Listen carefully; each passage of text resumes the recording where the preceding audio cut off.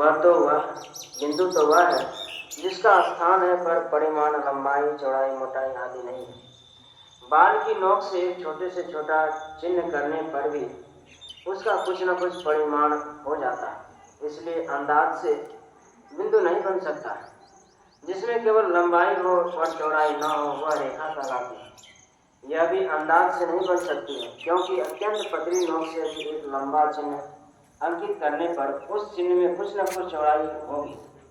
दो रेखाओं का मिलन एक बिंदु पर होता है। एक बिंदु पर दृष्टि धारा को रखने की यह एक तरकीब है।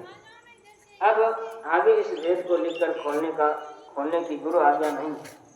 यह भेद सच्चे वेदी गुरु से जाना जाता है और श्रीमद् भगवद गीता के नासागर का ठीक ठीक पता लग जाता है।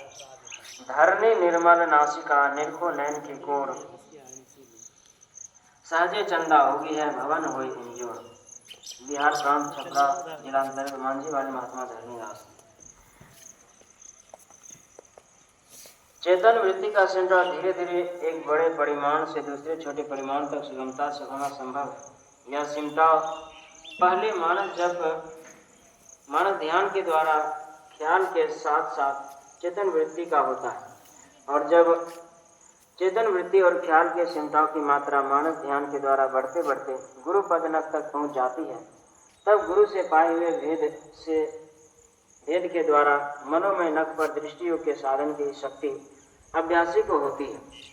उपर्युक्त क्रम से मानस ध्यान में सफलता प्राप्त किए बिना दृष्टि योग में सफलता प्राप्त करने की इच्छा भूमि पराचार छुअन आकाशा की तरह असंभव है।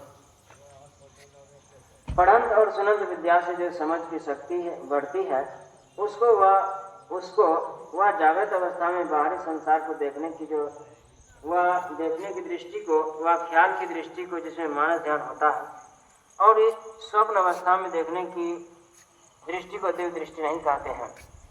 इनसे भिन्न इन सब दृष्टियों और सुषुप्ति गहरी नींद की बेहोशी से आगे बढ़कर साधना द्वारा जो दिव्य दृष्टि तुरीय अवस्था वाली प्राप्त होती है, उसे दिव्य दृष्टि कहते हैं।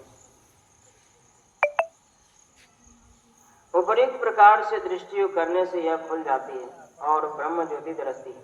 इस दृष्टि के खुले बिना सबसे नीचे वाले मंडल की भी ब्रह्म ज्योति का देखना असंभव है। दलन मोहतम सो प्रकाशो, बड़े भाग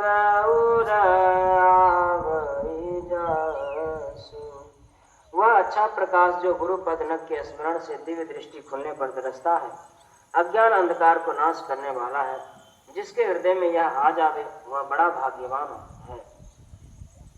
केवल पढ़ंत और सुनंत विद्या द्वारा ज्ञान प्राप्त करने से अज्ञान अंधकार पूर्ण रूप से दूर नहीं होता है। जब अंतर में दिव्य दृष्टि खुलती है और ब्रह्म ज्योति दरसती है, तभी तम मोह दूर होता है।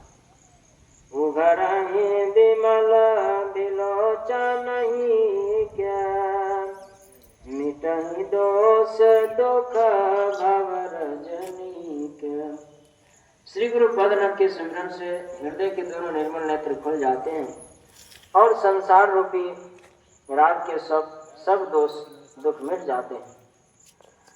अंतर में ब्रह्म ज्योति देखने वाली तुरीयावस्था की दृष्टि और विवेक की दृष्टि, बुद्धि में सारासार की शक्ति यानी विद्या, हृदय के दो निर्मल नेत्र हैं। सुझहि रामचरित मनि मानिक, गुप्त प्रगट जहाँ जो जय खानिक। हृदय में निर्मल नेत्रों के खुलते ही मणि मानिक रूप रामचरितमानस चाहे वे जिस खाने की गुप्त व प्रकट हो सूझने लगते हैं।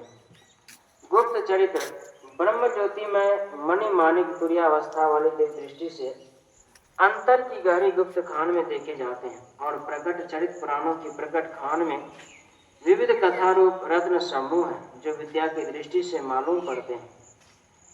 जथा सुवंजनयांज दृग साधक सिद्ध सुजान, कौतुक देखहि शैल बन भूतल भूरि निधान। दिव्य दृष्टि से दरसने वाली गुरुपद नख से निकली हुई वह ब्रह्म ज्योति अच्छे अंजन की तरह है, जिसको साधक आंखों में लगाकर अष्ट सिद्धि प्राप्त सिद्ध पुरुष और सुबोध ज्ञानी हो जाते हैं और बहुत से धर्म